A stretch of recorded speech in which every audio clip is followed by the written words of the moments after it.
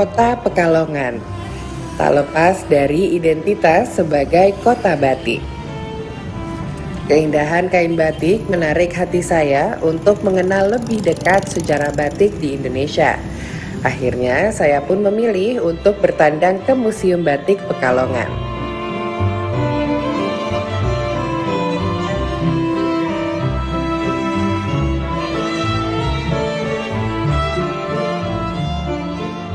Untuk mengunjungi Museum Batik ini, saya cukup membayar tiket seharga Rp7.000 saja per orang.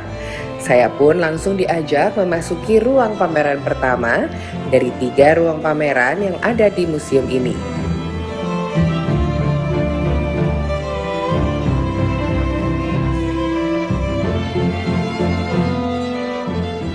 Di sini saya melihat berbagai motif dan corak batik yang indah dengan paduan warna yang mampu memanjakan mata. Berbagai kreasi batik yang dihadirkan di museum ini merupakan karya pembatik muda Kota Pekalongan.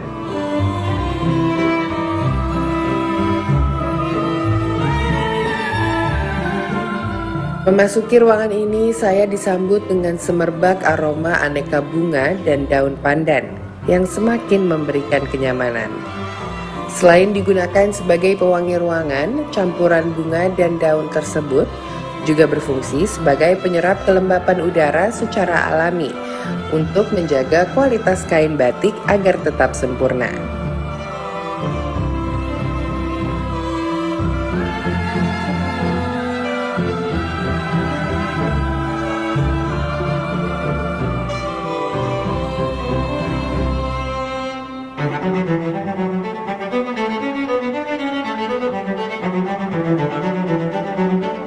Setelah puas melihat karya pembatik muda di ruangan pertama, saya pun beranjak ke ruang pameran selanjutnya.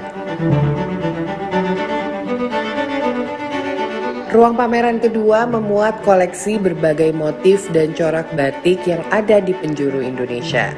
Di sini juga saya belajar metode membatik, seperti batik tulis hingga cetak atau printing. Alat dan bahan yang digunakan untuk memproduksi selembar kain batik juga turut dipamerkan di sini. Mulai dari canting, malam,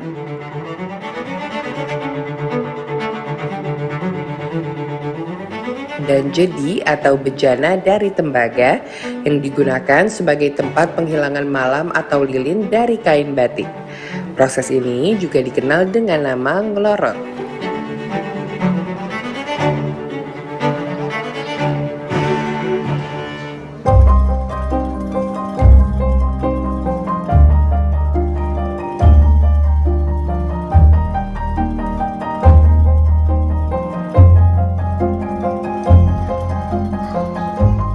Terakhir, ruang pameran ketiga memamerkan beragam kain batik lengkap dengan sejarah perkembangan dari berbagai lini masa.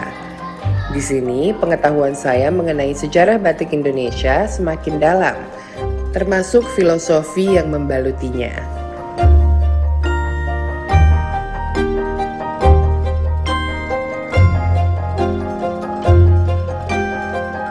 Ternyata batik Indonesia juga mendapat pengaruh dari budaya luar terkait sejarah perjuangan Indonesia.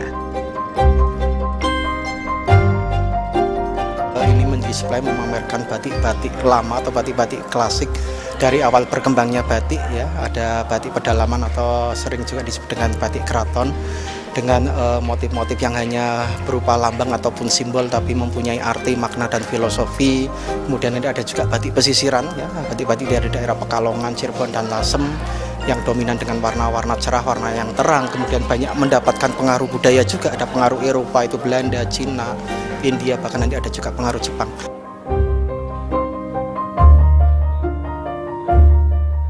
Sejarah kain batik Indonesia juga menarik minat para pengunjung dari berbagai daerah di Indonesia yang turut menyaksikan kisah di balik kain batik yang terpajang di Museum Batik Pekalongan. Kebetulan saya suka seni. Seni itu menurut saya sesuatu yang nggak bisa diajarkan kalau tidak dengan melihat. Jadi saya pengen anak-anak sedari kecil lihat apa itu seni batik. mulai dari warna, corak, sampai gimana sih caranya. Jadi anak-anak mengenal, oh iya canting itu bagaimana, terus apa sih tadi apa yang itu tuh Mbak, tempat ngaduk jadinya itu apa, jadi anak saya lebih di ruangan yang kedua hanya.